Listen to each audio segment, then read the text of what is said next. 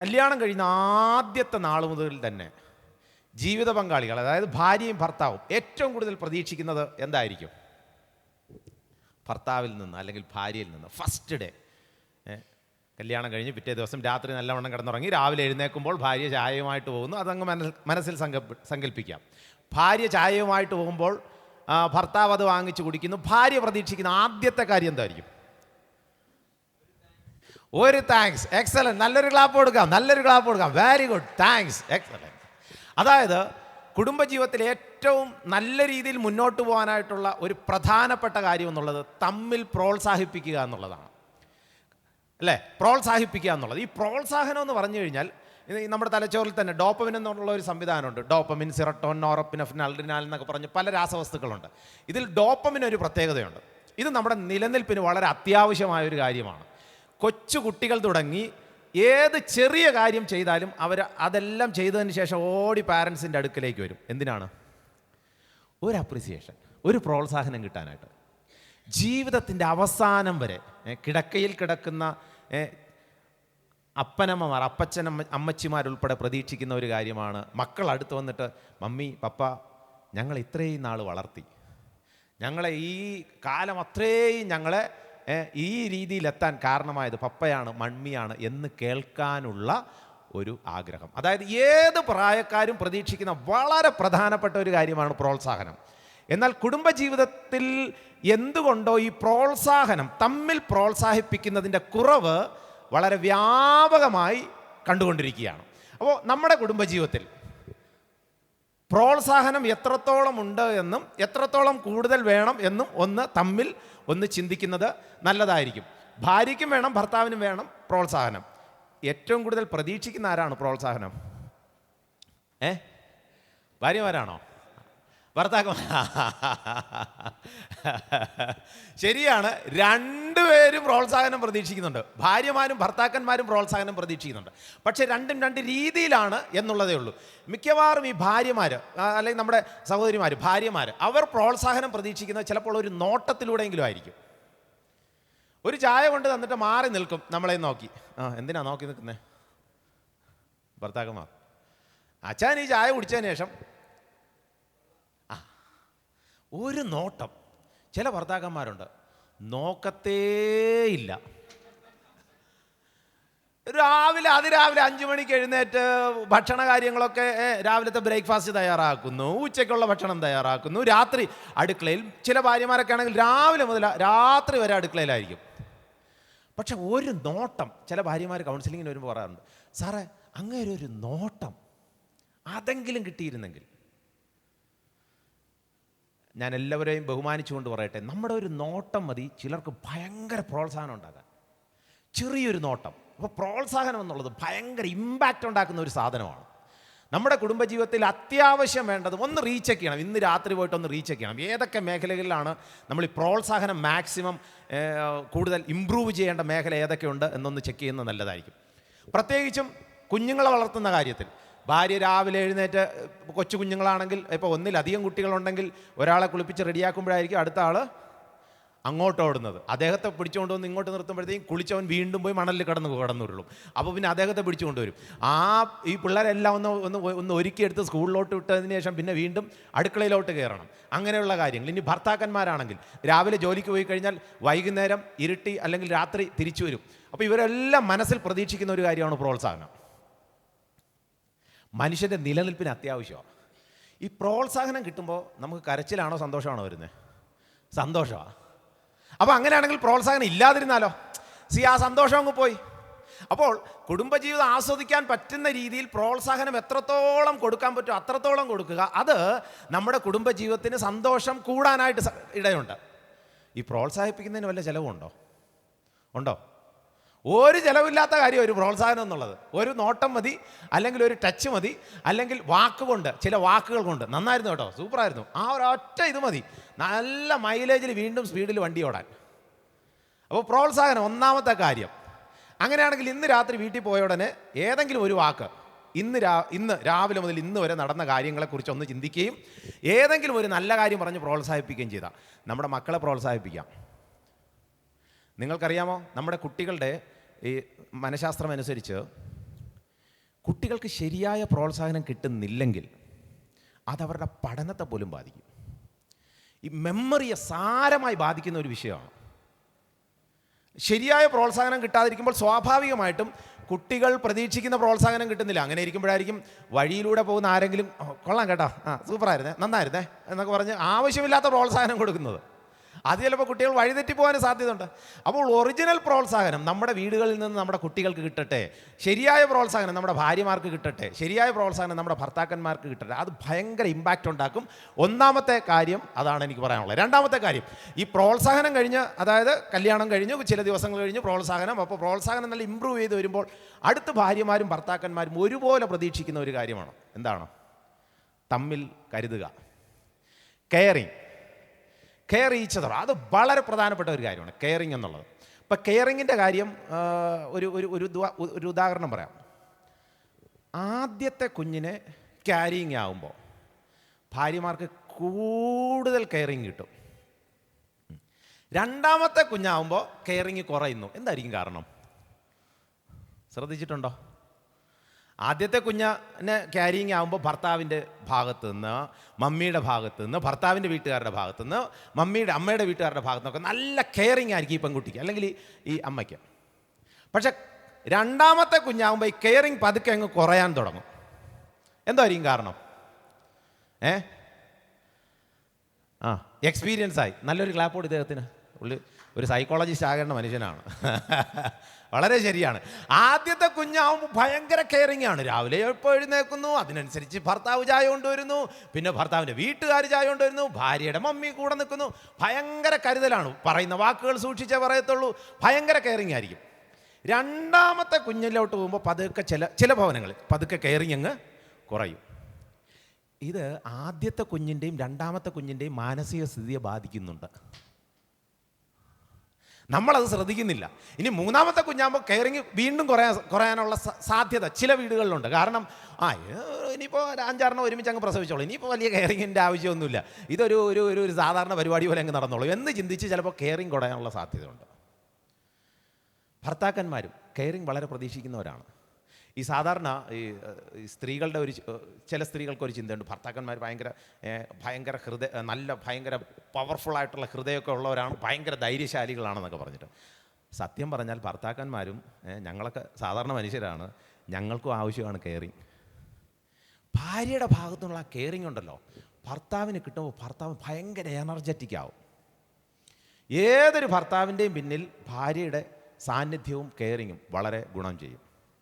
പക്ഷേ എന്തുകൊണ്ടോ ഈ നാളുകളിൽ എൻ്റെ ശ്രദ്ധയിൽപ്പെട്ടിട്ടുള്ള ഒരു കാര്യം എന്നുള്ളത്, ഈ ഭാര്യമാർക്കും ഭർത്താക്കന്മാർക്കും രണ്ടുപേർക്കും ശരിയായിട്ട് കെയറിങ് കിട്ടുന്നില്ല. കല്യാണം കഴിയുന്ന ആദ്യ നാളുകളിൽ ഭയങ്കര കെയറിങ് ആയിരിക്കും. വളരെ പെട്ടെന്നായിരിക്കും ഈ ഭാര്യ ക്യാരിങ് ആണ് എന്നറിയുന്നത്. അപ്പോഴുള്ള ഒരു മനഃശാസ്ത്രമുണ്ട്. ഞാൻ തന്നെ ഈ നാളുകളിലാണ് അത് മനസ്സിലാക്കാനിടയായത്. അപ്പോൾ ഞാൻ തന്നെ ഇടയ്ക്കിടയ്ക്ക് ഭാര്യയോട് പോയി കുറച്ച് കൂടുതൽ നന്ദി പറയാനായിട്ട് ഇടയായിട്ടുണ്ട്. എന്തോ കാരണം എന്നറിയാമോ? ഈ കല്യാണം കഴിഞ്ഞിട്ടുള്ള ആദ്യത്തെ 1 വർഷം ഈ ഭാര്യമാർക്ക് നേരത്തെ പ്ലാനിങ് എന്നുള്ളൊരു പരിപാടിയുണ്ട്. ഇപ്പോൾ കല്യാണം കഴിയുമ്പോൾ തന്നെ ഭാര്യമാർ പ്ലാൻ ചെയ്യും. എൻ്റെ അച്ചായനുമായിട്ട് ഇന്ന ദിവസം ഇന്നടത്ത് പോകണം, പിന്നെ ബോംബെ, കന്യാകുമാരി, ഗോവ, അവിടെ എല്ലാം പ്ലാൻ ചെയ്ത് ഇങ്ങനെ ഇരിക്കുമ്പോഴായിരിക്കും ഒരു 3-4 മാസം കഴിയുമ്പോഴത്തേക്കും ഭാര്യയ്ക്ക് വോമിറ്റിംഗ് ആകുന്നു, ഛർദിലാകുന്നു, ആശുപത്രി കൊണ്ടുപോകുന്നു. അപ്പോൾ ഡോക്ടർ പറയണം, അതെ ഒരു കുഞ്ഞ് വരാൻ പോകുക. ഉടനെ ഭാര്യയുടെ മനസ്സിൽ എല്ലാ പ്ലാനിങ്ങും ഡിം. ഇനിയിപ്പോൾ യാത്ര ചെയ്യാൻ പറ്റത്തില്ല, ഇനിയിപ്പോൾ മുന്നോട്ട് പോകാൻ പറ്റത്തില്ല, ഇനിയിപ്പോൾ പല കാര്യങ്ങളും മാറ്റേണ്ടി വരും, ഇനിയിപ്പോൾ പഴയതുപോലെ ഓടിച്ചാടി നടക്കാനായിട്ട് സാധിക്കത്തില്ല. ഇതാണ് ഭാര്യമാരുടെ സൈക്കോളജിയിൽ. അവരുടെ മനസ്സിൽ മുഴുവൻ ഇതായിരിക്കും. ഇനി ഭർത്താക്കന്മാരെങ്ങനെയെന്നറിയാമോ? കമോൺ. ഒരു കുഞ്ഞായെന്നറിയുമ്പോൾ ആദ്യം മനസ്സിലുണ്ടാകുന്നത് അനുഭൂതി എന്താണ്? ഞാനൊരു അച്ഛനാകാൻ പോവുകയാണ്. ആള് ഭയങ്കരമായിട്ട് ഇങ്ങനെ ഭയങ്കര ആഘോഷമായിരിക്കും. പക്ഷെ ഭാര്യ അന്നു മുതൽ പേടിക്കാൻ തുടങ്ങുകയാണ്. ജീവിതത്തിൽ ഒരിക്കലും കടന്നു പോകാത്ത ഒരു പുതിയ പാതയിലൂടെ കടന്നു പോകാൻ പോവുകയാണ്. ഉള്ളിലാണെങ്കിൽ ഒരു പുതിയ ജീവൻ, അല്ലെങ്കിൽ മറ്റൊരാൾ എൻ്റെ വയറ്റിലുണ്ട് എന്നുള്ള ചിന്ത ഈ ഭാര്യയെ വളരെ സൂക്ഷിച്ച് ഇനി മുന്നോട്ട് പോകണമെന്നുള്ള ചിന്ത വരത്തുള്ളൂ. പക്ഷേ ഭർത്താവിനെ സംബന്ധിച്ച് ആ ഒരു ചിന്തയല്ല. ഭർത്താവിനെ സംബന്ധിച്ച് ഞാനാണ് വിന്നർ, എനിക്കൊരു കുഞ്ഞുണ്ടാകാൻ പോകണം, I am going to become father എന്നൊക്കെ പറഞ്ഞിട്ട് പുള്ളി നേരെ കോട്ടയത്തെങ്കിലും നല്ലൊരു ബേക്കറിയിൽ പോയി കുറച്ച് ലഡു വാങ്ങിച്ചിട്ട് എല്ലാവർക്കും അങ്ങ് വിതരണം ചെയ്യാൻ തുടങ്ങും. പക്ഷേ ഭാര്യ വീട്ടിൽ വന്നു കഴിഞ്ഞാൽ ടെൻഷൻ അങ്ങ് കൂടുകയാണ്. എന്തോ കാരണം എന്നറിയാമോ? പുതിയ ചില നിയമങ്ങൾ ഇതാ വരുന്നു. ഇനി അങ്ങനെ പോകരുത്, ഇനി ഇങ്ങനെ പോകരുത്, ഇനി ആ ഭക്ഷണം കഴിക്കരുത്, ഇനി ഈ ഭക്ഷണം കഴിക്കരുത്, ഇനി പഴയതുപോലെ ഒന്ന് ചാടി ഓടിയൊന്നും നടക്കരുത്, പതുക്കെ പിടിച്ചും വളരെ സൂക്ഷിച്ചേ നടക്കാവൂ. ഇങ്ങനെ ഒരു എക്സ്ട്രാ നിയമങ്ങൾ ഈ ഭാര്യ സഹിക്കേണ്ടി വരും. കുറച്ചുകൂടെ കഴിയുമ്പോഴത്തേക്കും ഈ സഹോദരി അല്ലെങ്കിൽ ഈ ഭാര്യ കഴിക്കുന്ന ഭക്ഷണങ്ങളൊന്നും ശരിയായിട്ട് കഴിക്കാൻ പറ്റുന്നില്ല. ഇഷ്ടത്തോടെ കഴിച്ചുകൊണ്ടിരുന്ന പല ഭക്ഷണങ്ങളും മാറ്റേണ്ടി വരുന്നു. ഭർത്താവിന് എന്തെങ്കിലും മാറ്റേണ്ടി വരുമോ? ഭാര്യ ക്യാരിങ് എന്ന് പറഞ്ഞ് ഭർത്താവിന് ഇന്ന ഭക്ഷണങ്ങളൊന്നും ഇനി എനിക്കും കഴിക്കാൻ പാടില്ല. നമ്മൾ ആരെങ്കിലും അങ്ങനെ മാറ്റിയിട്ടുണ്ടോ? ഇല്ല. നമ്മൾ പ്രത്യേകിച്ച് അങ്ങനെ ഒന്നും മാറ്റത്തില്ല. നമുക്ക് അല്പം കൂടെ ഇൻട്രസ്റ്റ് ആയി ഭാര്യ കഴിക്കാത്തത് കൂടെ ഭാര്യ കഴിക്കാത്തതോടെ നമ്മൾ കഴിക്കും. കുറച്ചുകൂടെ കഴിയുമ്പോൾ വയറ് വലുതാവുമ്പോൾ സ്വാഭാവികമായിട്ട് ഇഷ്ടത്തോടെ അണിഞ്ഞിരുന്ന വസ്ത്രങ്ങൾ പോലും അണിയാൻ പറ്റുന്നില്ല അവർക്ക്. പക്ഷെ നമ്മളെ സംബന്ധിച്ച് പ്രത്യേകിച്ച് സൈക്കോളജിക്കലി നമുക്ക് മാറ്റമൊന്നും സംഭവിക്കുന്നില്ല. എന്നാൽ അവരെ സംബന്ധിച്ച് ഓരോ മാസം കൂടുന്തോറും അറിയാതെ ടെൻഷൻ ഇങ്ങനെ കൂടി വരികയാണ്. ഭർത്താക്കന്മാരെ, നമ്മുടെ ഭാര്യമാരെ കരുതേണ്ട രീതിയിൽ നമ്മൾ കരുതിയിട്ടുണ്ടോ? അല്ല, അല്പം കൂടെ കരുതേണ്ടതല്ലേ? കുറച്ചുകൂടെ കഴിയുമ്പോൾ ഈ ഭാര്യമാരുടെ മറ്റൊരു സൈക്കോളജിയാണ്, പ്രസവത്തോട് അടുക്കാറാകുമ്പോൾ ഈ പത്രമൊക്കെ നോക്കും. എന്തിനാ പത്രം നോക്കുന്നേ? പത്രം നോക്കുന്നത് പ്രസവത്തോടുള്ള ബന്ധത്തിൽ ഏതെങ്കിലും വാർത്തകളുണ്ടോ എന്ന് നോക്കും. നോക്കുമ്പോൾ കണ്ണിൻ്റെ മുമ്പിൽ ആദ്യം വന്ന് ചാടുന്ന ഏത് വാർത്തയായിരിക്കും? ഒന്ന് പറഞ്ഞേ. പ്രസവത്തോട് ബന്ധപ്പെട്ട് പോകുന്ന വഴിക്ക് ഇന്ന ആശുപത്രിയിൽ ഇങ്ങനെ ഒരു ദുരന്തം ഉണ്ടായി, അല്ലെങ്കിൽ പ്രസവത്തോടുകൂടെ അമ്മയും മരിച്ചു കുഞ്ഞും മരിച്ചു, ആകെ കൂടെ പേടിയായി. അതിനിടയ്ക്കാണ് ഈ മുതിർന്ന അമ്മച്ചിമാരൊക്കെ വന്നിട്ട് പറയും, മോളെ അവസാനത്തെ നാളുകളാണ്, വളരെ സൂക്ഷിച്ചോണം, പിന്നെ ഇതാണ്, പിന്നെ അങ്ങനെയാണ് ഇങ്ങനെയാണ്. പിന്നെ മറ്റേ വടക്കേ വീട്ടിൽ അവിടെ ഇതുപോലെ പണ്ടമ്മച്ചിക്ക് ഒരു സംഭവം നടന്നിട്ടുണ്ടെന്നൊക്കെ പറഞ്ഞ് ഈ മരണ വാർത്തകളെല്ലാം കൂടെ ഈ ഭാര്യ പാവപ്പെട്ട ഈ സഹോദരിക്ക് പറഞ്ഞു കൊടുക്കും. അതുകൂടെ കേൾക്കുമ്പോൾ കൂടുതൽ പേടിയാവുന്നു. പിന്നെ ഇത് വിശ്വസിച്ചാലും വിശ്വസിച്ചില്ലെങ്കിൽ ഈ ഭാര്യ സാധാരണ ഞാൻ മനസ്സിലാക്കുന്ന മിക്കവാറും നമ്മുടെ ഭാര്യമാരൊക്കെ അവർ ഈ പ്രസവത്തിന് വേണ്ടിയിട്ട് ആശുപത്രിയിലോട്ട് പോകുമ്പോൾ ഒരിക്കലും ഉള്ളിൽ അങ്ങനെ ചിന്ത വരാൻ പാടില്ല, എന്നാലും അറിയാതെ വരുന്ന ഒരു ചിന്തയുണ്ട്. അകത്തോട്ട് പോകുമ്പോൾ ഇടയ്ക്കിടയ്ക്ക് അച്ചായനൊന്ന് നോക്കും. എന്തിനാ നോക്കുന്നേ? Very good. ഇനി ഞാൻ ഇതെൻ്റെ അവസാനത്തെ. പക്ഷെ ഭർത്താവിൻ്റെ മൈൻഡിൽ പോലും ഇത് വരത്തില്ല. ഭർത്താവ് ചിന്തിക്കുന്നത് എന്താണെന്നറിയാമോ? അരമണിക്കൂർ കഴിഞ്ഞ് ഇപ്പോൾ കരച്ചിലേക്കും ഞാൻ ഓടിപ്പോകും. അതിന് വേണ്ടിയിട്ടുള്ള ലഡു സാധനങ്ങളൊക്കെ റെഡിയാക്കി വാട്സപ്പിൽ ഫുൾ ഇങ്ങനെ മെസ്സേജ് ടൈപ്പ് ചെയ്ത് വെച്ചിട്ടുണ്ടെന്ന് സെൻഡ് ചെയ്താൽ മതി. ഭാര്യയുടെ മാനസിക സ്ഥിതി വേറെയാണ്. ഇവിടെയാണ് നമ്മൾ കരുതേണ്ടത്. നമ്മുടെ ഭാര്യമാർക്ക് ശരിയായ കരുതൽ കിട്ടുന്നുണ്ടോ? ഇതേ കാര്യം ഭർത്താക്കന്മാർക്കും ഉണ്ട്. ഭാര്യമാർ ഈ പ്രസവ റൂമിലോട്ട് കയറുമ്പോൾ ഭർത്താക്കന്മാർ പുറത്തു നിന്ന് തീ തിന്നാറുണ്ട്. പക്ഷെ ഞാൻ പറഞ്ഞു വരുന്നത്, ശരിയായ കരുതൽ നമ്മുടെ കുടുംബജീവിതത്തിൽ ഉണ്ടാകുമ്പോൾ അത് കുടുംബജീവിതം വളരെ വിജയകരമായി മുന്നോട്ട് പോകുന്നതിന് കാരണമായി തീരും.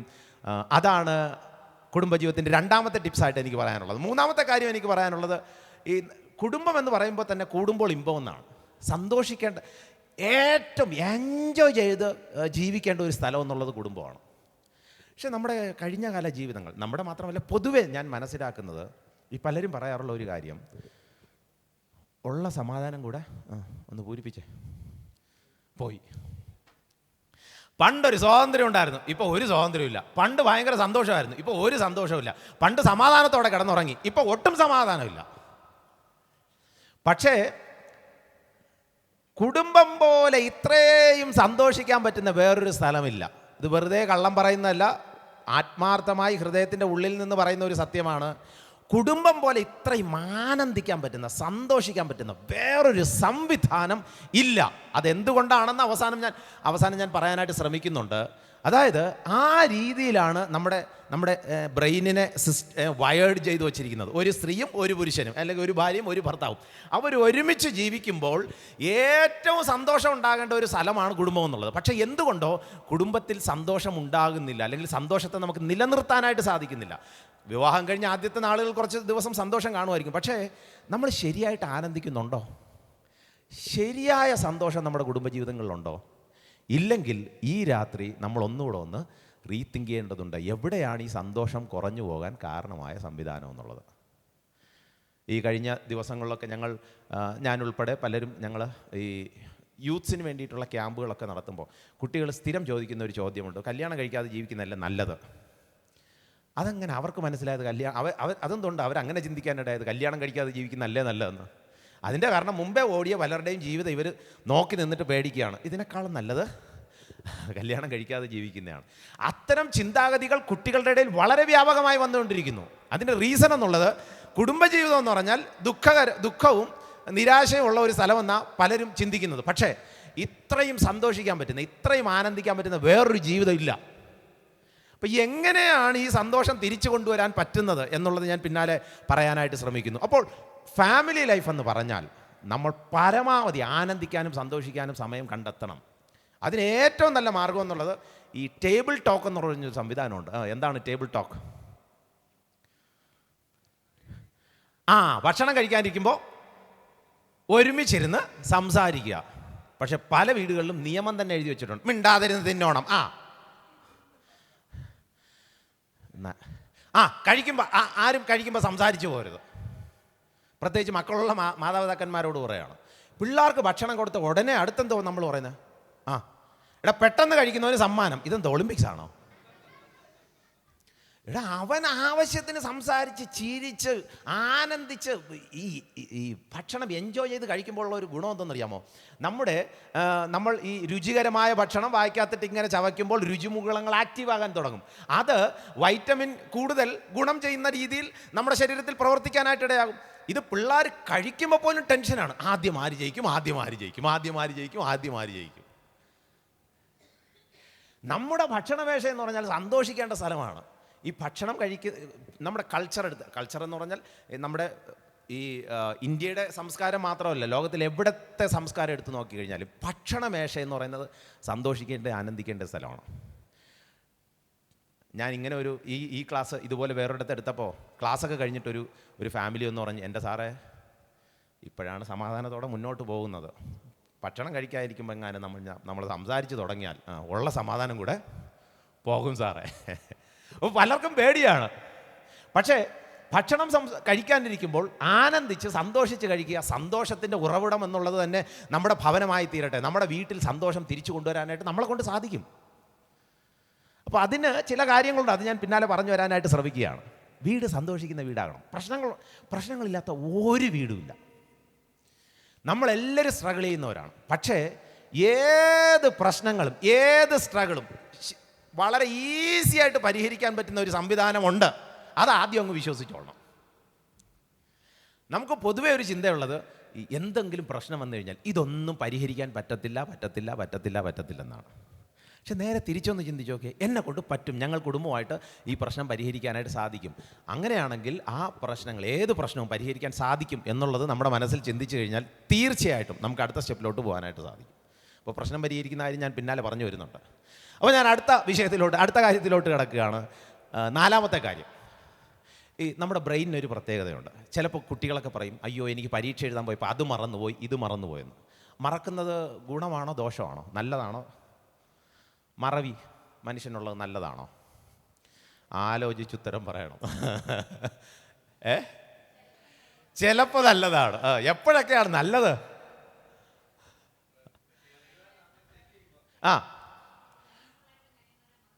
മറക്കുന്നതാണ് നല്ലത്.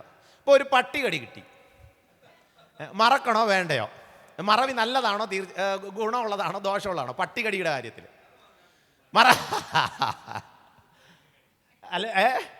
വീണ്ടും കടിക്കും.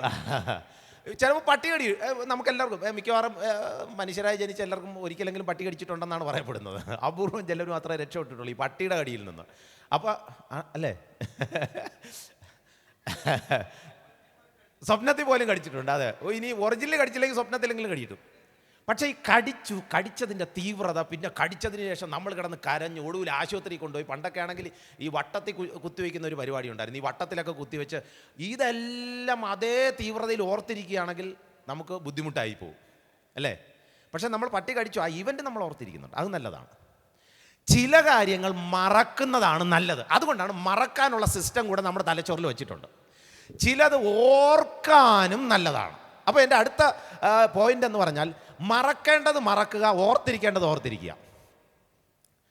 പിന്നെ മലയാളികൾക്കൊരു കുഴപ്പമുണ്ട്, മറക്കേണ്ടതൊന്നും മറക്കത്തില്ല, പിന്നെ ഓർക്കേണ്ടതൊന്നും ഓർക്കത്തുമില്ല. അപ്പോൾ നമ്മൾ ആദ്യം ചെയ്യേണ്ടത് മറക്കേണ്ടതെല്ലാം അങ്ങ് മറക്കണം. ഇവിടെയാണ് ഈ ബ്രെയിൻ ഡിഫറൻസ്, ഭാര്യ ഭർത്താക്കന്മാരുടെ ജീവിതത്തിലുള്ള ബ്രെയിൻ ഡിഫറൻസ് കൂടെ ഞാൻ പറയട്ടെ. ഈ സഹോദരിമാർക്ക് ഭാര്യമാരുടെ ബ്രെയിനിൻ്റെ ഒരു പ്രത്യേകതയുണ്ട്.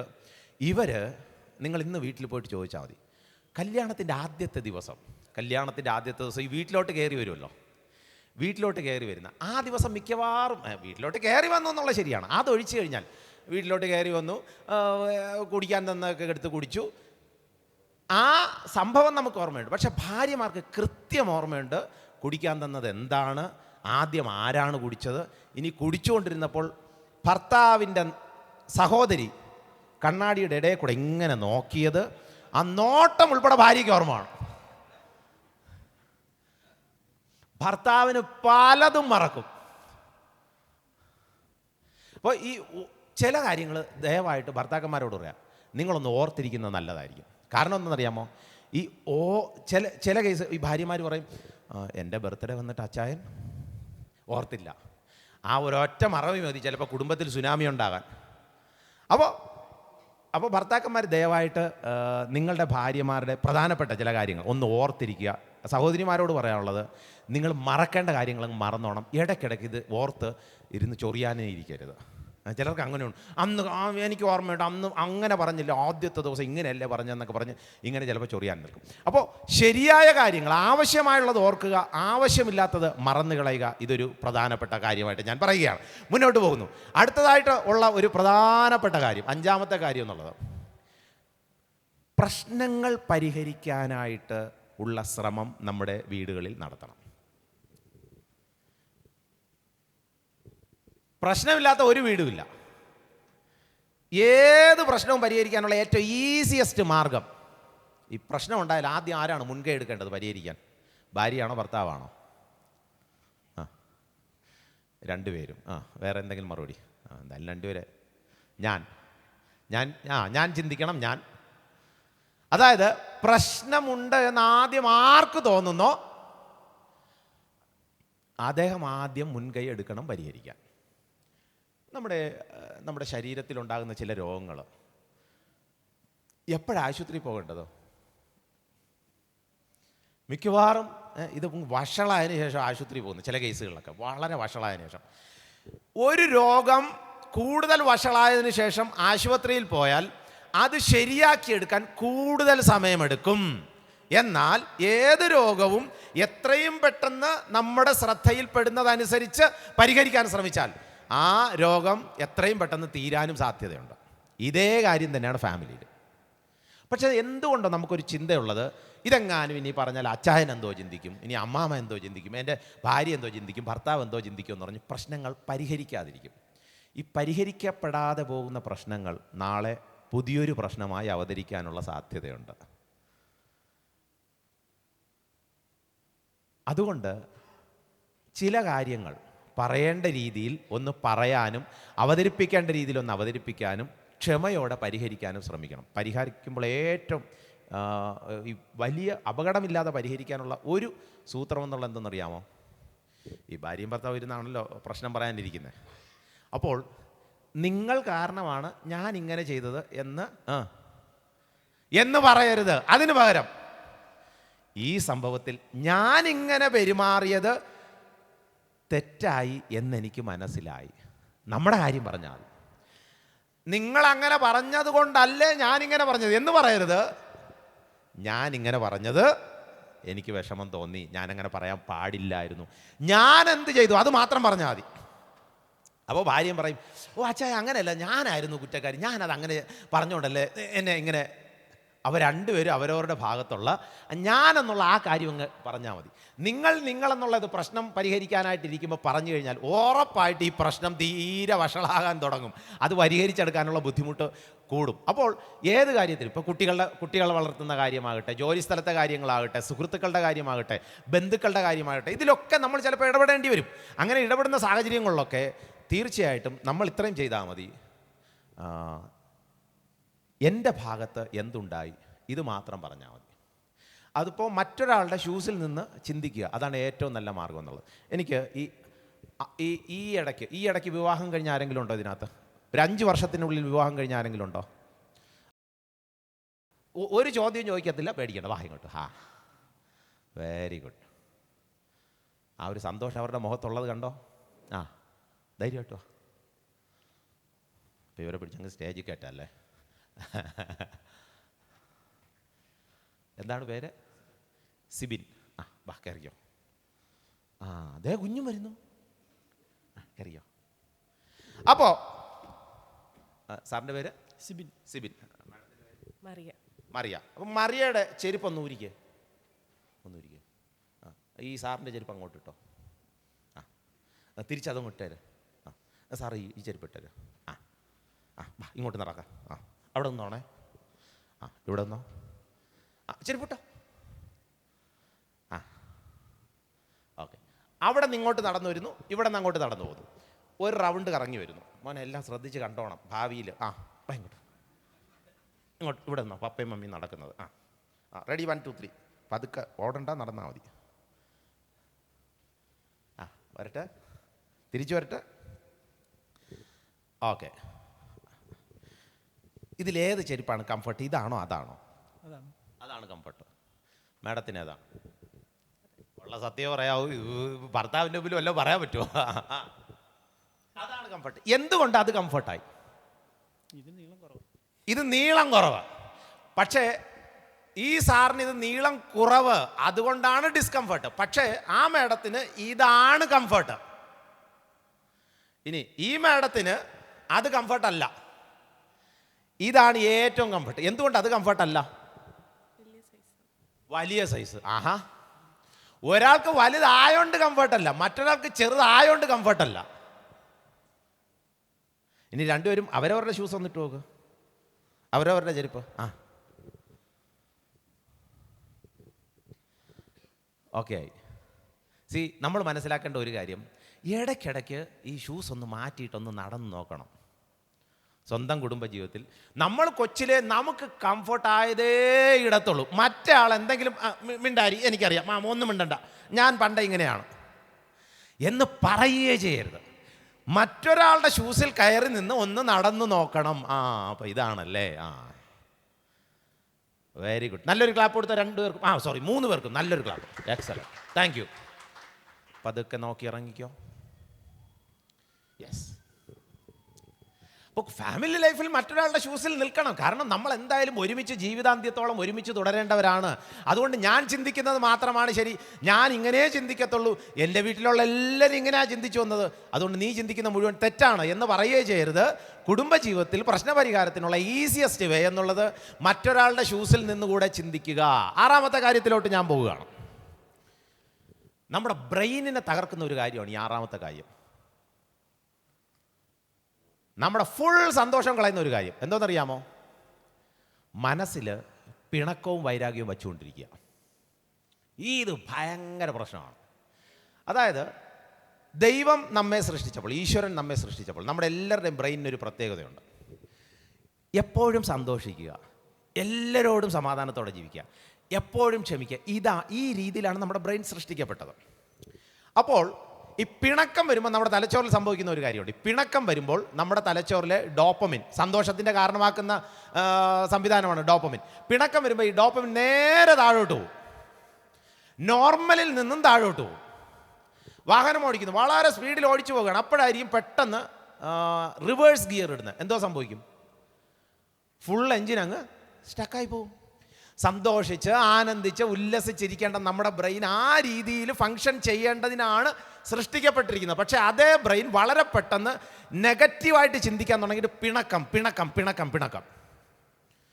ഫാമിലി ലൈഫിൽ പിണക്കം വെച്ചുകൊണ്ടിരുന്നാൽ ഒരിക്കലും ജീവിത പങ്കാളിയെ വിൻ ചെയ്യാൻ സാധിക്കുകയില്ല. അപ്പോൾ ഏറ്റവും ബെസ്റ്റ് മാർഗം എന്നുള്ളത്, ദ ബെസ്റ്റ് മാർഗം എന്നുള്ളത് എപ്പോഴും സ്നേഹിച്ചുകൊണ്ടിരിക്കുക. നമുക്കൊരാളോട് പിണക്കമുണ്ടെന്ന് ചിന്തിക്കാം. ഉദാഹരണത്തിന് ഒരാളോട് പിണക്കമുണ്ട്. അപ്പോൾ ഇവിടെ നേരത്തെ പാട്ട് പാടിയ സാറ് വളരെ എക്സലൻ്റായിട്ട് പാട്ട് പാടി. അപ്പോൾ ആ സാറിനോട് ഒരാൾക്ക് പിണക്കമുണ്ടെന്ന് അങ്ങ് ചിന്തിച്ചോണം. അപ്പോൾ അദ്ദേഹം ഇവിടെ ഇങ്ങനെ പാട്ട് പാടിക്കൊണ്ടിരിക്കുമ്പോൾ ഈ പിണങ്ങിയ പാർട്ടി ഈ സാറിനെ പലവട്ടം ഉപദ്രവിച്ചു, വല്ല പോലീസ് കേസൊക്കെ ആയെന്നങ്ങ് ചിന്തിച്ചോ. അദ്ദേഹം ഇങ്ങനെ വന്ന് ഫ്രണ്ടിൽ വന്ന് പാട്ട് നല്ല ഇങ്ങനെ എൻജോയ് ചെയ്ത് പാടിക്കൊണ്ടിരിക്കുമ്പോൾ അദ്ദേഹം നടന്നു വന്ന് ഫ്രണ്ടിൽ വന്ന് ഇരിക്കുകയാണ്. പാടി വന്ന ആൾ ഇദ്ദേഹത്തെ കണ്ടു. അടുത്ത വരി ബാക്കി പറ.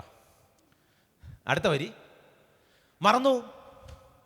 നല്ലവണ്ണം എല്ലാ പ്രോഗ്രാമിനും പാടുന്ന സെയിം പാട്ടാണ്, നല്ല എക്സലൻ്റായിട്ട് പാടുന്ന ആൾ ഇദ്ദേഹത്തെ കണ്ട ഉടനെ ഇത് കൃത്യമായിട്ട് മെമ്മറിയിൽ കയറി അറ്റാക്ക് ചെയ്യും. പിണക്കത്തിന് അങ്ങനെ ഒരു പ്രശ്നമുണ്ട്, മെമ്മറിയിൽ കയറി അറ്റാക്ക് ചെയ്യും. ഈ കല്യാണങ്ങൾക്ക് പോകുമ്പോൾ നല്ല എൻജോയ് ചെയ്ത് നമ്മൾ ഭക്ഷണം കഴിച്ചുകൊണ്ടിരിക്കുമ്പോഴായിരിക്കും നമ്മുടെ വീടിന് തൊട്ടടുത്തുള്ള നമ്മളെ സ്ഥിരം ഉപദ്രവിക്കുന്ന ഒരാൾ തൊട്ടടുത്ത് വന്നിരുന്ന അദ്ദേഹം ഭക്ഷണം കഴിക്കുന്നത് നമ്മൾ കണ്ടു. അടുത്ത് ബാക്കി പറ. എങ്ങനെയെങ്കിലും ഇവിടെ നിന്ന് എഴുന്നേറ്റ് പോയാൽ മതി. ആ ഫുൾ എൻജോയ്മെൻ്റ്, ആ പ്രസൻറ്റ് ലൈഫിലുള്ള ഫുൾ എൻജോയ്മെൻറ്റ് മിനിറ്റുകൾക്കുള്ളിൽ തീർന്നു കിട്ടും. കാരണം പിണക്കം. ഇത് അപൂർവമായിട്ടുള്ള സംഭവമാണ്. പക്ഷെ സ്വന്തം ഭവനത്തിൽ, സ്വന്തം വീട്ടിൽ ഭാര്യയും ഭർത്താവും തമ്മിൽ സ്ഥിരം പിണങ്ങിയാൽ എന്തോ ആയിരിക്കും സ്ഥിതി? ഒന്ന് ഓർത്ത് നോക്കിയേ. അത് നമ്മുടെ വീടിൻ്റെ നല്ല രസത്തെ കെടുത്തിക്കളയും.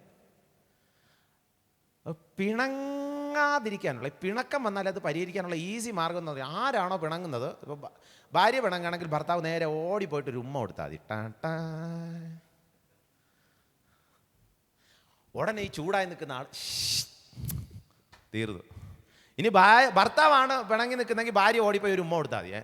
ഈ ടച്ചിന് ഭയങ്കര ഇമ്പാക്റ്റ് എന്നുള്ളതാണ്. പക്ഷെ മൂഡ് നോക്കിയിട്ട് ഉമ്മ കൊടുക്കാൻ പോകാവൂ.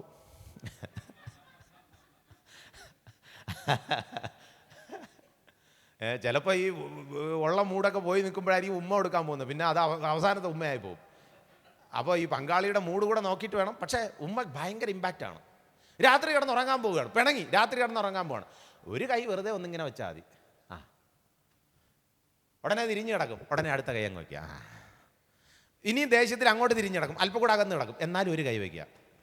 ഈ നമ്മുടെ ഒരു പ്രശ്നം എന്ന് പറയും, ഈ പ്രശ്നങ്ങൾ വരുമ്പോൾ നമുക്ക് നമ്മുടെ ഒരു ഇതെന്നുള്ളത് പിണങ്ങി വരുമ്പോൾ നമ്മുടെ ഈഗോ അങ്ങ് ആക്റ്റീവ് ആകും. ഈഗോ ആക്റ്റീവ് ആകുമ്പോൾ ഞാൻ പോകത്തില്ല, ഇത്രയും വർഷം ഞാനാണ് ബാക്കിൽ നിന്ന് പോയത്, അതുകൊണ്ട് ഞാൻ ഇനി പോകത്തില്ല, ഇങ്ങോട്ട് വന്ന് സോറി പറയട്ടെ. ഞാൻ ഒരു കാര്യം പറയട്ടെ, നമ്മൾ ഇത്രയും വർഷമല്ല, ജീവിതം അവസാനം വരെ ബാക്കിൽ നിന്ന് പോയാലും വേറെ ആരെങ്കിലും അറിയുമോ? ആരും അറിയത്തില്ല. അതുകൊണ്ട് നമുക്ക് ഒരു ഈഗോയും വേണ്ട. സ്വന്തം ഭാര്യയെ നേടാൻ, അല്ലെങ്കിൽ സ്വന്തം ഭർത്താവിനെ നേടാൻ എപ്പോഴും പിന്നാലെ പോയി സോറി പറഞ്ഞുകൊണ്ടേയിരിക്കുക. നമുക്ക് ഒരു നഷ്ടമില്ല. ലോകത്തിൽ ഒരു ഭാര്യയും എൻ്റെ ഭർത്താവ് കഴിഞ്ഞ 50 വർഷമായിട്ട് 3000 സോറി എന്നോട് പറഞ്ഞിട്ടുണ്ട്, ഞാനാണ് ജയിച്ചത് എന്ന് ആരെങ്കിലും പുറത്ത് പറയുമോ? ഇല്ല. അങ്ങനെ പേടിക്കേ ചെയ്യണ്ട. സോറി പറഞ്ഞുകൊണ്ടേയിരിക്കുക, ക്ഷമിച്ചുകൊണ്ടേയിരിക്കുക. That is the best way. ഇതല്ലാതെ ഞാൻ ജയിക്കും, നീ ജയിക്കും, നീ എങ്കിൽ നമുക്ക് കാണാം ആര് ജയിക്കുന്നു. സത്യം പറഞ്ഞാൽ രണ്ടുപേരും തോറ്റുപോകും. അപ്പോൾ അതുകൊണ്ട് പിണക്കങ്ങൾ മാറ്റിവെക്കുക. അടുത്തത് ഈ പാർഷ്യാലിറ്റി. 7ാമത്തെ കാര്യം, പാർഷ്യാലിറ്റി ഒരിക്കലും കുടുംബത്തിൽ പാടില്ലാത്ത ഒരു ഇതാണ്. പ്രത്യേകിച്ച് ഈ കുട്ടികൾ വളർന്നു വരുമ്പോൾ തന്നെ ഭാര്യ ഭർത്താക്കന്മാർ ഉപയോഗിക്കുന്ന ഒരു വാക്കാണ്. പിള്ളേരുടെ പറയും, എടാ നിൻ്റെ പപ്പയെ പെട്ടെന്ന് ഒരുങ്ങി വരാൻ പറ. നിൻ്റെ പപ്പ നിൻ്റെ മമ്മി എന്നുള്ള വാക്ക് ഉപയോഗിക്കുകയേ ചെയ്യരുത്. അതെന്തോ കാരണം എന്നറിയാമോ? എന്തായിരിക്കും കാരണം? അപ്പോഴാണ് കുട്ടി അറിയുന്നത്, ഓ എൻ്റെ പപ്പയാണല്ലേ. അപ്പോൾ എൻ്റെ പപ്പ നിൻ്റെ പപ്പ, എൻ്റെ മമ്മി നിൻ്റെ മമ്മി, അങ്ങനെ ഉപയോഗിക്കുകയേ ചെയ്യരുത്. അതുപോലെ തന്നെ ഭാര്യയുടെ വീട്ടുകാർ അല്ലെങ്കിൽ ഭർത്താവിൻ്റെ വീട്ടുകാർ, നമ്മുടെ പപ്പ, നമ്മുടെ മമ്മി, നമ്മുടെ ഇന്നടത്തെ മമ്മി, നമ്മുടെ ഇന്നടത്തെ പപ്പ, ആ വാക്കുകൾ ഉപയോഗിക്കുന്നത് കുട്ടികൾക്ക് ഭയങ്കര ഗുണം ചെയ്യും. ഈ കുട്ടികൾ, ഒന്നിലധികം കുട്ടികളുള്ളപ്പോഴും പാർഷ്യാലിറ്റി കാണിക്കരുത്. പ്രത്യേകം അത് ശ്രദ്ധിച്ചോണം. നമ്മളറിയാതെ കുട്ടികളുടെ ഉള്ളിലേക്ക് ചില വിഷവിത്തുകൾ ഇടാൻ സാധ്യതയുണ്ട്. ചിലപ്പോൾ ഇതിലൊരാൾ വെളുത്തതായിരിക്കും, ഒരാൾ കറുത്തതായിരിക്കും, ഒരാൾ പഠിത്തത്തിൽ നല്ല മികവായിരിക്കും, അടുത്ത ആൾ പഠിത്തത്തിൽ വളരെ മോശമായിരിക്കും. പക്ഷേ എന്നാലും നമ്മുടെ കുഞ്ഞാണ്. നമ്മുടെ എല്ലാ കുട്ടികളും ഒരുപോലെ അല്ല. കുട്ടികളുടെ ജീവിതത്തിൽ അവരുടെ കഴിവുകൾക്ക് വ്യത്യാസമുണ്ട്, താലന്തുകൾക്ക് വ്യത്യാസമുണ്ട്, അവർ ഗ്രഹിച്ചെടുക്കുന്ന കാര്യങ്ങൾക്ക് വ്യത്യാസമുണ്ട്. അതുകൊണ്ട് തന്നെ പ്രായത്തിൻ്റെ കാര്യങ്ങളും കൂടെ പരിഗണിച്ച് എല്ലാവരെയും ഒരുപോലെ കാണുക, പാർഷ്യാലിറ്റി കാണിക്കാതിരിക്കുക. ഈ പാർഷ്യാലിറ്റി വീട്ടിലോട്ട് വന്നാൽ ഭയങ്കരമായിട്ട് അപകടം ചെയ്യാനുള്ള സാധ്യതയുണ്ട്. 8ാമത്തെ കാര്യം, ഫാമിലി ലൈഫിൽ ഒട്ടും പാടില്ലാത്തൊരു കാര്യമാണ് ഒന്നും ഒളിച്ചു വയ്ക്കാതിരിക്കുക, മറച്ചു വയ്ക്കാതിരിക്കുക എന്നുള്ളത്. ട്രാൻസ്പാരൻസി അതൊരു പ്രധാനപ്പെട്ട കാര്യമാണ്. ഈ പലപ്പോഴും കുടുംബങ്ങളിൽ സംഭവിക്കുന്ന ആദ്യത്തെ ആഴ്ചകളിൽ അല്ലെങ്കിൽ ആദ്യത്തെ വർഷങ്ങളിൽ എല്ലാം തുറന്ന് സംസാരിക്കുന്ന ഒരു ഇതിലോട്ട് പോകും. പിന്നെ പതുക്കെ ഈ കമ്മ്യൂണിക്കേഷൻ അങ്ങ് കുറഞ്ഞിട്ട് പലതും മറച്ചു വയ്ക്കാനായിട്ട് തുടങ്ങും.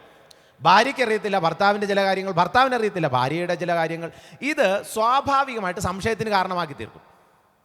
അതുകൊണ്ട് എല്ലാ ഭാര്യമാരും ഭർത്താക്കന്മാരുടെ എത്ര രൂപയാണ് ശമ്പളം കിട്ടുന്നത്, എവിടെയാണ് ഇദ്ദേഹം പോകുന്നത്, എന്താണ് ചെയ്യുന്നത്, ഇത് ചോദിക്കാതെ തന്നെ അറിഞ്ഞിരിക്കണം നമ്മൾ. കാരണം ഭാര്യയും ഭർത്താവും എന്നുള്ള ഒരു ശരീരമാണ്. ഇപ്പോൾ എൻ്റെ തലമുടി എങ്ങനെയാണ് ഇരിക്കുന്നത്, അല്ലെങ്കിൽ എൻ്റെ കണ്ണ് എങ്ങനെയാണ്, ഇതെല്ലാം എൻ്റെ ശരീരത്തിന് നല്ലവണ്ണം അറിയാം. എൻ്റെ കൈ എന്ത് ചെയ്യുന്നു, എൻ്റെ ഒരു കൈയിൽ എന്താണ് ഇരിക്കുന്നത്, മൈക്കാണ് ഇരിക്കുന്നത്, അതെൻ്റെ ബ്രെയിനിന് നല്ലവണ്ണം അറിയാം എന്ന് പറയുന്നത് പോലെ ഭാര്യ ഭർത്താക്കന്മാർക്ക് തമ്മിൽ ഒന്നും അറിവില്ലായ്മ ഇരിക്കരുത്. അതിന് ഏറ്റവും ബെസ്റ്റ് എന്നുള്ളത് ഈ തുറന്ന് സംസാരിക്കുക എന്നുള്ളതാണ്. മനസ്സ് തുറന്നങ്ങ് സംസാരിക്കുക. ഭർത്താക്കന്മാർ ഒരു ദിവസം ഏതാണ്ട് 7000 വാക്കുകൾ സംസാരിക്കുമെന്നാണ് പറയപ്പെടുന്നത്. 7000 വാക്കുകൾ. ഭാര്യമാരോ അറിയാമോ? ഭർത്താക്കന്മാർക്ക്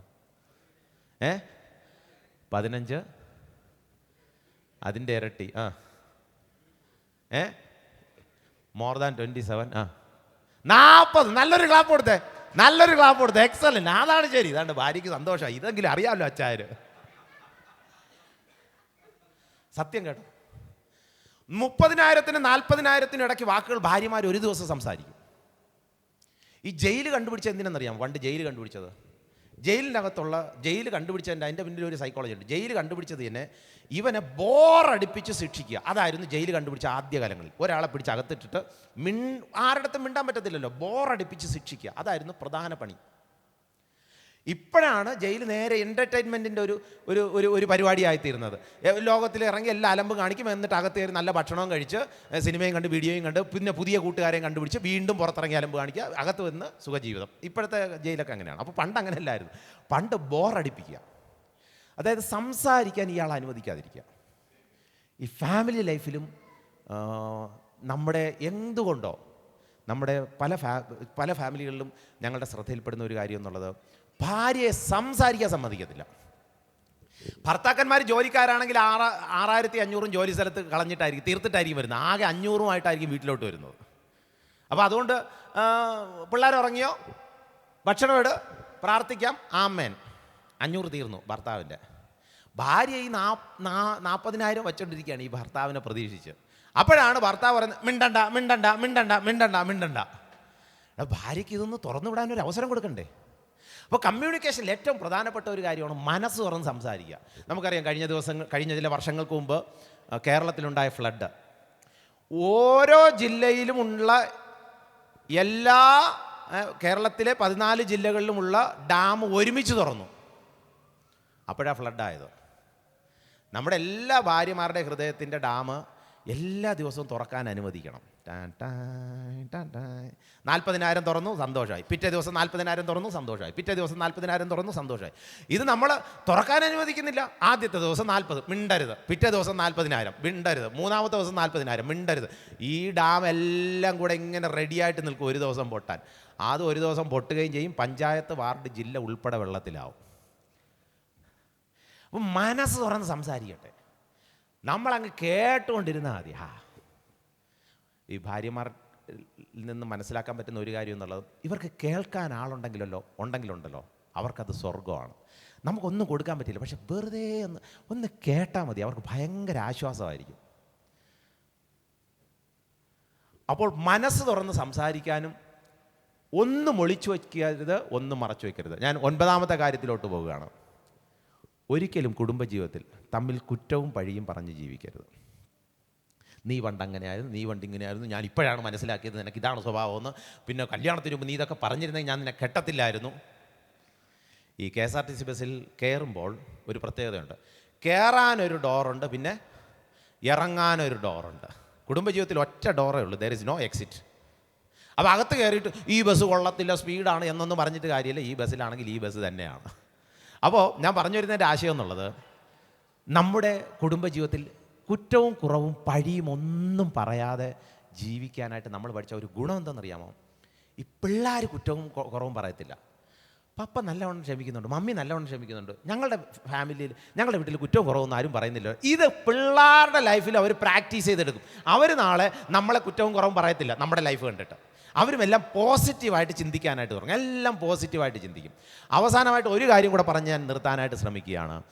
കുടുംബജീവിതത്തിലെ ഏറ്റവും പ്രധാനപ്പെട്ട കാര്യം, ഭാര്യ ഭർത്താക്കന്മാർ എന്നുള്ള സംവിധാനത്തിനകത്ത് മൂന്നാമതൊരാൾ കയറാൻ സമ്മതിക്കരുത്. വളരെ പ്രധാനപ്പെട്ട കാര്യം. ഭാര്യയുണ്ട്, ഭർത്താവുണ്ട്. കുറച്ച് കഴിഞ്ഞപ്പോൾ മക്കളെ ദൈവം തന്നു. ഈ മക്കളെ ഈ സർക്കിളിന് വെളിയിൽ നിർത്തണോ അകത്ത് നിർത്തണോ? ഭാര്യയ്ക്കും ഭർത്താവിനും ചുറ്റും ഒരു സർക്കിൾ അങ്ങ് വരച്ചെന്ന് ചിന്തിച്ചോ. മക്കളെ സർക്കിളിന് വെളിയിൽ നിർത്തണോ അകത്ത് നിർത്തണോ? കമോൺ. ആര് പറഞ്ഞു? നല്ലൊരു ക്ലാപ്പ് കൊടുത്തേ. Excellent, very good. മക്കളെ സർക്കിളിന് വെളിയിൽ നിർത്തിയിട്ട് അച്ഛനും അമ്മയും മക്കളും തമ്മിൽ വലിയൊരു വട്ടം അങ്ങ് വരച്ചാൽ മതി. അവർക്ക് സന്തോഷമാവും. അവർ ചിന്തിക്കുക, ഞങ്ങൾ ഈ സർക്കിളിനകത്താണ്. അപ്പോഴാണ് ഈ ഭർത്താവിൻ്റെ അമ്മയും ഭർത്താവിൻ്റെ അച്ഛനും സർക്കിളിന് വെളിയിൽ വേണോ അകത്ത് വേണോ? ഒന്ന് പറഞ്ഞേ. വെളിയിൽ. അവരെയും പിടിച്ച് വെളിയിൽ നിർത്തിയിട്ട് വീണ്ടും ഒരു വലിയ വട്ടം വരച്ചാൽ മതി. അവർക്ക് സന്തോഷം, ഞങ്ങൾ ഇതിനകത്തുണ്ട്. പക്ഷേ ഭാര്യ ഭർത്താവ് എന്നുള്ള ആ ഒരു ഇൻറ്റിമേറ്റ് സർക്കിളിനുള്ളിൽ ഒരു കാരണവശാലും മൂന്നാമതൊരാൾ വരരുത്. അത് കൂട്ടുകാർ വരരുത്, ജോലി കാര്യങ്ങൾ വരരുത്, ഈവൻ നമ്മുടെ മൊബൈൽ പോലും അതിനകത്ത് കയറ്റരുത്. ഭാര്യ ഭർത്ത കുടുംബ ജീവിതത്തിനകത്ത് ഇതിൻ്റെ ഉള്ളിൽ വേറെ മൂന്നാമതൊന്ന് വന്നു പോയാൽ ഓർത്തോണം, ഇത് നമ്മുടെ കുടുംബജീവിതത്തെ മുഴുവൻ ബാധിക്കാനായിട്ടിടയാവും. എന്തുകൊണ്ട് ഇങ്ങനെയുള്ള നിയമങ്ങൾ നമ്മൾ പറയുന്നു? ഈ പറഞ്ഞ ഇത്രയും ടിപ്സ് എന്തുകൊണ്ട് ഇത് പറയുന്നു എന്ന് ചോദിച്ചു കഴിഞ്ഞാൽ, ഇതെല്ലാം വേദപുസ്തകത്തിലെ ബൈബിൾ എന്നുള്ള ആ പുസ്തകത്തിലെ കാര്യങ്ങളാണ് ഞാൻ ഇത്രയും സമയം പറഞ്ഞത്. ദൈവം മനുഷ്യനെ സൃഷ്ടിച്ചു, ആണും പെണ്ണുമായി സൃഷ്ടിച്ചു.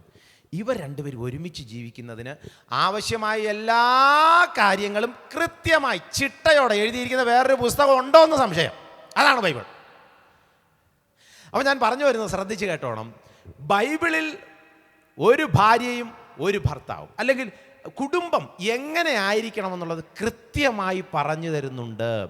അത് അനുവർത്തിച്ച് പോകുമ്പോൾ കുടുംബജീവിതം ആശ്വാസവും സന്തോഷവും സമാധാനമുള്ള ഒരു കുടുംബജീവിതമായിട്ട് തീരും.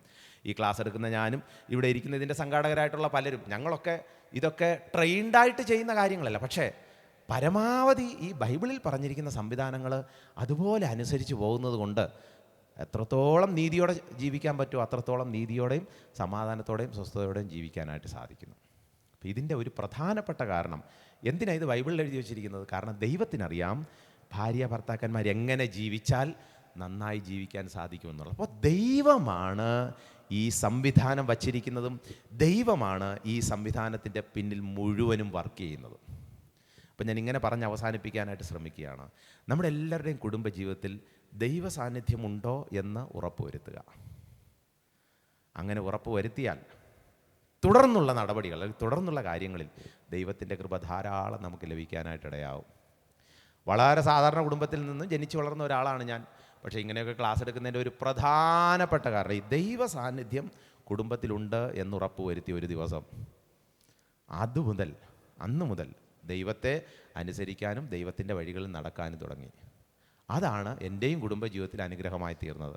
പ്രിയ സഹോദരങ്ങളെ, ഞാൻ നിങ്ങളെല്ലാവരെയും ബഹുമാനത്തോടെ ഞാൻ ഇങ്ങനെ പറഞ്ഞ് അവസാനിപ്പിക്കട്ടെ. നമ്മുടെ ഓരോരുത്തരുടെയും ജീവിതത്തിൽ ദൈവ സാന്നിധ്യം ഉണ്ട് എന്നുറപ്പ് വരുത്തുക. ദൈവം പറയുന്ന ആ വഴിക്ക് ജീവിച്ചാൽ നമ്മുടെ കുടുംബത്തിൻ്റെ ഏത് പ്രയാസവും ഒരു പരിധിവരെ പരിഹരിക്കാൻ സ്വർഗത്തിലെ ദൈവം കൃപ തരും. കേട്ട ഈ ടിപ്സുകളാൽ ദൈവം നിങ്ങളെ സഹായിക്കട്ടെ. Thank you.